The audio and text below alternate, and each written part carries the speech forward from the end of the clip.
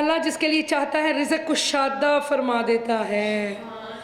اللہ اللہ اللہ، رزق اللہ ہی دینے والا ہے، وسعت رزق میں اللہ ہی دیتا ہے، اور جس کے لیے چاہتا ہے تنگ کر دیتا ہے۔ اور وہ کافر اس دنیا کی زندگی سے بہت مسرور ہیں، حالانکہ دنیاوی زندگی آخرت کے مقابلے میں ایک حقیر متاع کے سوا کچھ بھی نہیں۔ اور کافر لوگ یہ کہتے ہیں کہ اس رسول پر اس کے رب کی جانب سے کوئی نشانی کیوں نہیں اتری؟ فرما دیجئے بے شک اللہ جسے چاہتا ہے نشانیوں کے باوجود گمراہ ٹھہرا دیتا ہے، اور جو اس کی طرف رجوع کرتا ہے اسے اپنی جانب رہنمائی فرما دیتا ہے۔ اور جو لوگ ایمان لائے اور ان کے دل اللہ کے ذکر سے مطمئن ہوتے ہیں، سبحان اللہ، جان لو اللہ ہی کے ذکر سے دلوں کو اطمینان نصیب ہوتا ہے۔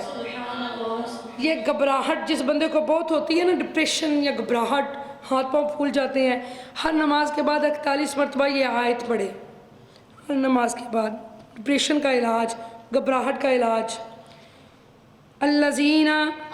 الذین آمنوا وتطمئن قلوبهم بذکر اللہ الا بذکر اللہ تطمئن القلوب۔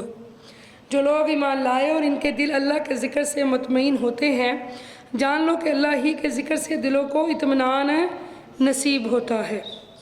جو لوگ ایمان لائے اور نیک عمل کرتے رہے ان کے لیے آخرت میں عیش مسرت ہے اور عمدہ ٹھکانہ ہے، سبحان اللہ۔ یہاں عیش کرنی ہے یا وہاں؟ وہاں نہیں، یہاں بھی اور وہاں بھی۔ ربنا آتنا فی الدنیا حسنۃ وفی الآخرۃ حسنۃ وقنا۔ اللہ سے مانگو بھائی، کیوں نہیں مانگتے؟ آزمائش کیوں مانگے؟ اللہ سے معافی مانگے اور اللہ دونوں جہاں میں عزت اور بزرگی دے، دونوں جہاں میں کسی کا محتاج نہ کرے۔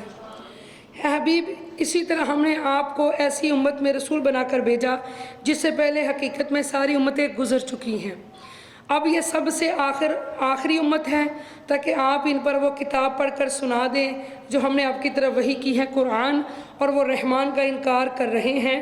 آپ فرما دیجئے وہ میرا رب ہے، اس کے سوا کوئی معبود نہیں، اس پر میں نے بھروسہ کیا ہے اور اسی کی طرف میرا رجوع ہے۔ اور اگر کوئی ایسا قرآن ہوتا جس کے ذریعے پہاڑ چلا دیے جاتے، یعنی وہ چلتے، یا اس سے زمین پھاڑ دی جاتی، یا اس کے ذریعے مردوں سے بات کرا دی جاتی، تب بھی وہ ایمان نہ لاتے۔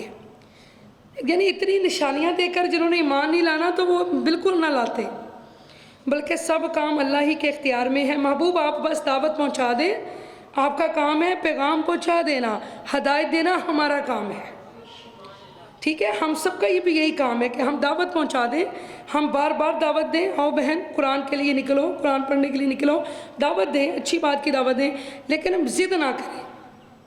اور اگر وہ آپ کی دعوت قبول نہیں کرتا تو اسے لڑنے جھگڑنے کی ضرورت نہیں ہے، چونکہ اللہ کے کرم سے ہوتا ہے سب کچھ۔ آپ نے پیغام پہنچانا ہے، یہ آپ کا فرض ہے، ضروری ہے، دعوت پہنچانی ہے، بلکہ سب کام اللہ ہی کے اختیار میں ہے۔ تو کیا ایمان والوں کو یہ معلوم نہیں کہ اگر اللہ چاہتا تو سب لوگوں کو ہدایت فرما دیتا؟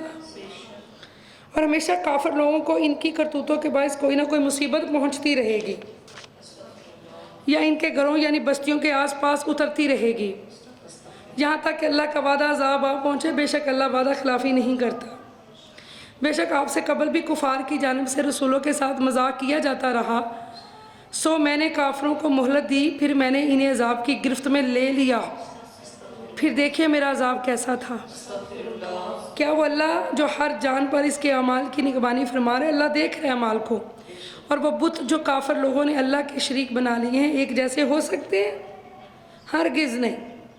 آپ فرما دیجئے کہ ان کے نام تو بتاؤ، نادانو کیا تم اس اللہ کو اس چیز کی خبر دیتے ہو جس کے وجود کو وہ ساری زمین میں نہیں جانتا، یا صرف ظاہری باتیں ہی ہیں جن کا حقیقت سے کوئی تعلق ہی نہیں ہے؟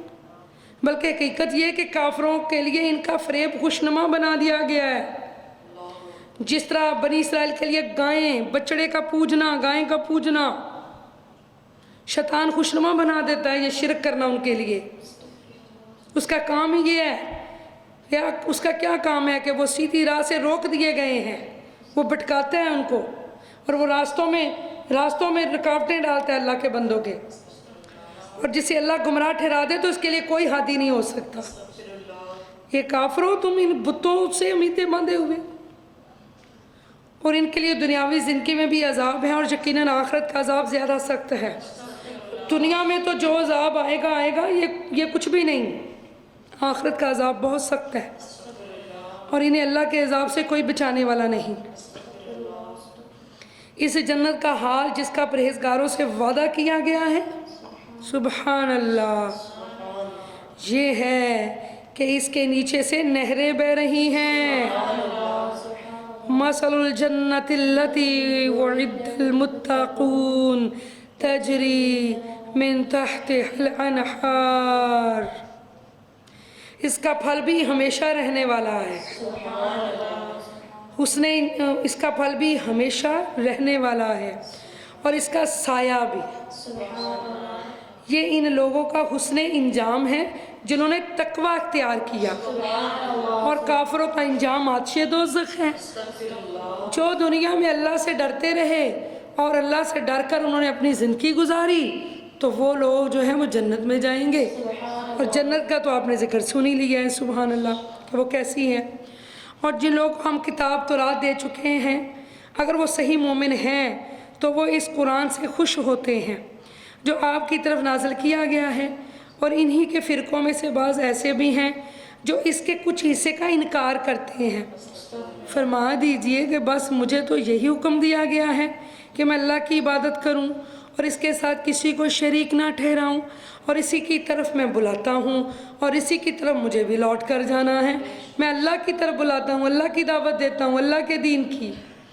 اور اسی طرح ہم نے اس قرآن کو حکم بنا کر عربی زبان میں اتارا ہے۔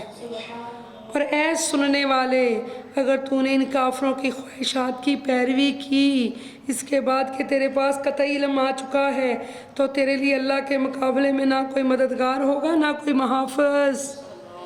اور اے رسول، بے شک ہم نے آپ سے پہلے بہت سے پیغمبروں کو بھیجا، اور ہم نے ان کے لیے بیویاں بھی بنائیں، اولاد بھی، ان کے لیے بیویاں بھی بنائیں اور اولاد بھی۔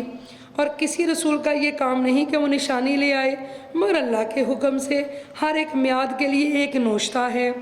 اللہ جس لکھے ہوئے کو چاہتا ہے مٹا دیتا ہے۔